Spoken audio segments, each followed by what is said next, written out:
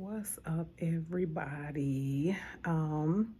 Just wanted to get on here and make this video. It looks weird. I don't know which direction I'm supposed to be looking, in this direction or that direction, so excuse my eyes.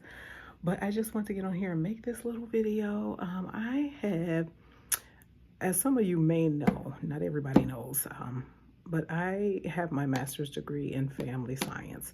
So one of the things that really fuels my passion is family relationships and relationships with people. That is what I went back to school to get my master's degree in. I do have a bachelor's in business administration as well. But I really want to go back to school to get my degree and learn more about family and family dynamics. So whenever I see any type of video or YouTube, or I'm scrolling social media in these social media streets, and I see things that involve relationships or things like that, it always spikes my interest and I become curious about it. So I'll take a listen to some things. And just over the last couple days, I had seen a couple of videos with two young ladies. They're around the same age. Both women have three or four kids, and they're going through a divorce. Both women are going through a divorce. One of the women, I could tell she was well on her path to healing.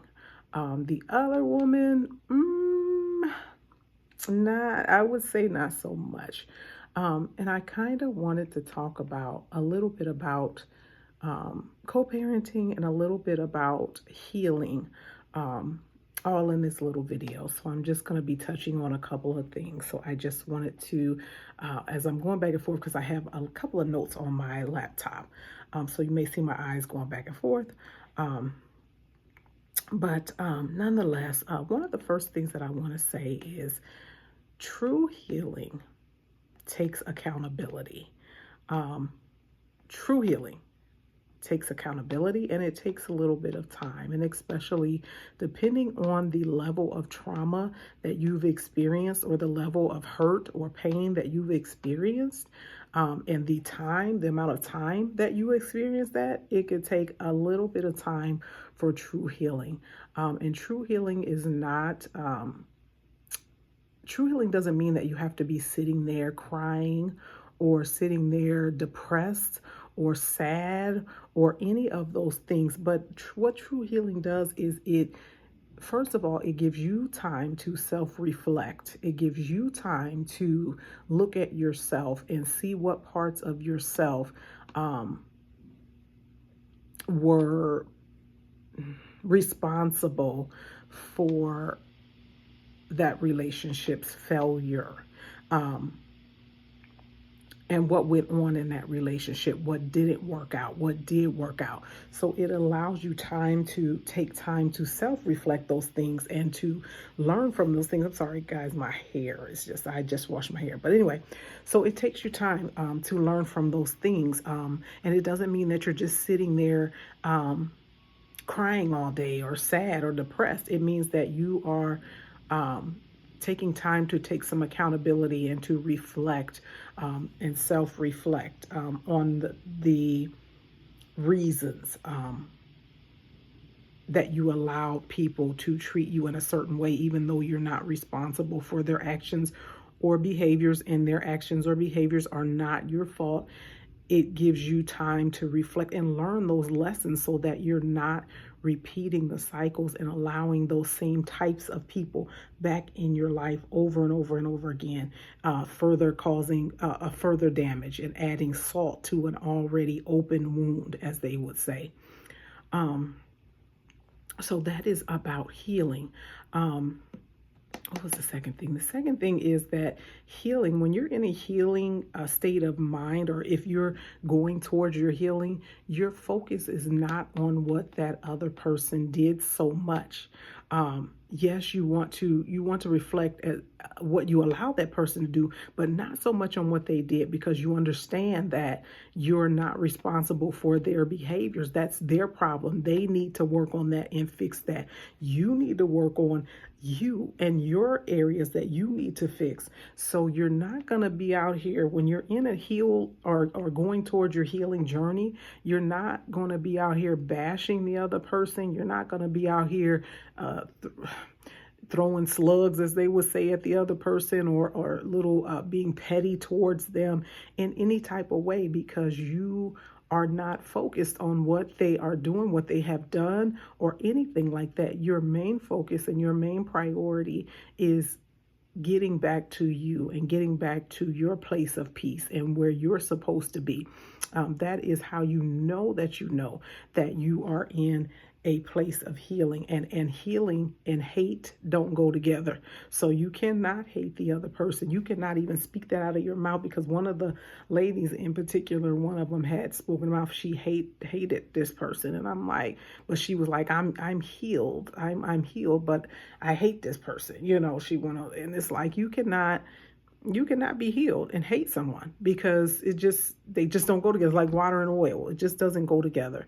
So when you're on a healing, you have no time for hatred in your heart, because hatred in your heart will delay your healing process. If you have any hatred in your heart towards someone, that's bitterness. That is bitterness, and it will delay the process of healing. So you have to let go of that. You have to let go of that so-called hatred in your heart. You cannot have hatred in your heart and be truly healed at all.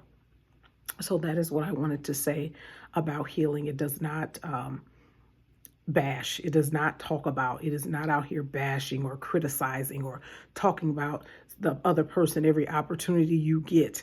That is unforgiveness. And if you're trying to heal, you cannot truly heal with unforgiveness in your heart. You have to forgive that person no matter what they did. It is hard. Believe me, it is hard, because people do some very, very nasty, evil, wicked things. And all you were trying to do was love them and be real with them and love, come from a place of realness with them. And they can be very evil and mean and take advantage and manipulative and conniving and all of those things. So we just have to be mindful of that. The other side of this that I wanted to talk about was when you are a single parent and you have children, and in particular, because I'm a mother, so I'm going to speak from the mother's perspective, but and because I went through this, I feel like I have successfully raised 3 young men, and even though they are young men of age, but they still live with me, they're still always going to be my children. But I feel like I was successful in that part of my life. But one of the things that I will say when it comes to co-parenting, first of all, you have to be in a mature state of mind. And mature emotionally. So it takes a lot to get to that place.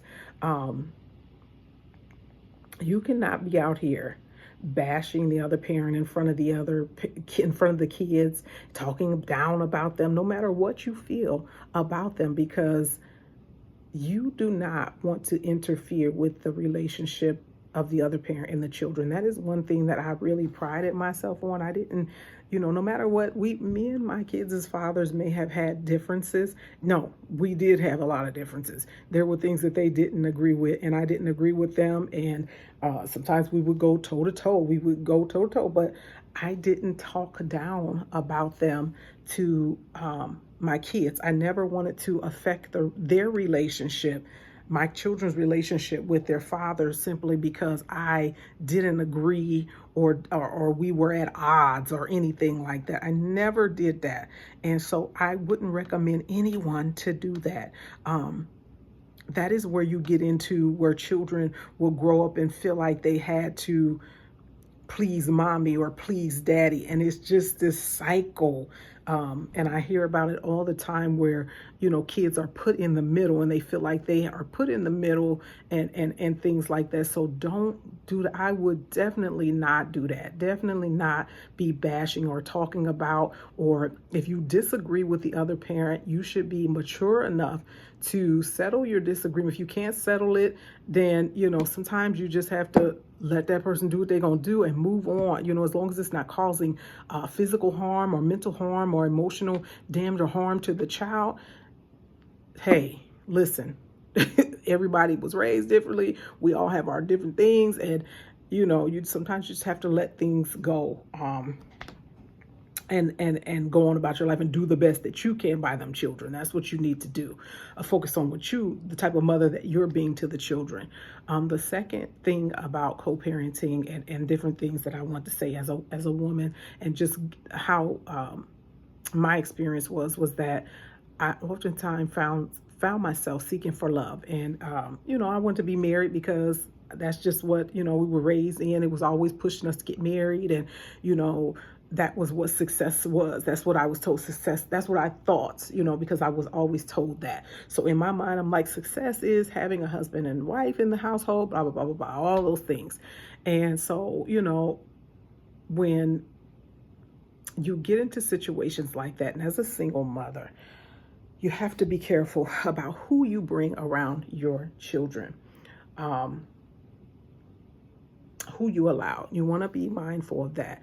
And don't make decisions. I would say this, don't make decisions when you're in a vulnerable state, when you're in a hurt state, when you're in a state of pain or stress or distress or any type of thing. Don't make life-altering decisions. Don't, I would say, be mindful, be careful about making decisions about who you allow in and out of your life during those moments and during those times, because you are often choosing from a skewed place and from a place of hurt and pain. And then when you become healed, that changes your perspective. It changes your perspective and how you're choosing. So then there's that issue. And, you'll oftentimes allow certain things in your life when you're broken, that when you're healed, good and well, you wouldn't, when you're healed and whole, you wouldn't allow those things in your life. So be mindful of that. This one of the mothers has this guy in her life, and there's nothing wrong with having friends and stuff like that, but you need to be mindful, especially if you're not healed, because you're passing on what you're doing too. You're not only are you damaging yourself and causing and adding more damage to yourself, but you're causing you're going to pass that along to your children, because children are going to mimic what they see. And the parent who they're around the most, they're the ones that have the most influence in those kids' lives. So they're going to grow up, be it whether they're doing it intentionally or unintentionally, they're going to grow up doing certain things that they saw the parent who they were around the most doing. They're just going to do it. And so you have to be mindful about who you're allowing in your space, what you're allowing in your space, how you're moving in and out of relationships, and allowing around your children, what you're allowing your children to see. Again, one of the mothers, like, she does videos all the time, and she gets so defensive when people say stuff to her about the clothes that she wears. And I used to be a little bit that way, but I wouldn't wear certain stuff in front of my children. She has all of her cleavage hanging out, literally, and butt cheeks hanging out. She has sons and daughters. And I'm like, first of all, you got to be careful. You don't want to hypersexualize your children. It's already a hypersexualized society. So you don't want to be, you got boys, you have boys, and you don't want them to think that a woman has to use her body to get a man. And you definitely don't want your daughters to think that, that's not a good thing to be doing. So I wouldn't recommend, you have to walk, when you have children, there are certain sacrifices that you have to do in order to raise those children up, and your life is no longer just your own. It is not. No matter how much fun you want to have, no matter how much you want to laugh and kiki and kaka with all your friends, and I'm not saying that you have to be tied to your children 24/7 or never get a break, but when you make decisions, you have to decide from a place that is best and safe, not just for you, but for your children as well.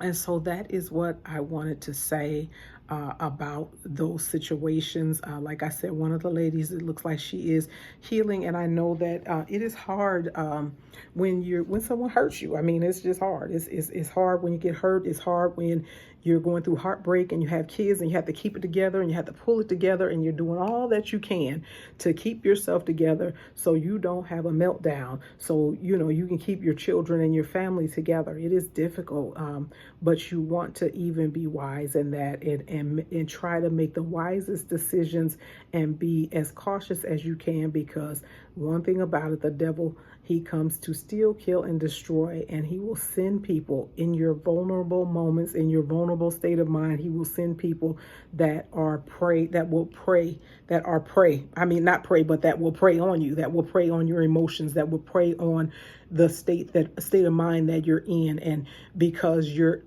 so vulnerable, you oftentimes don't see the red flags.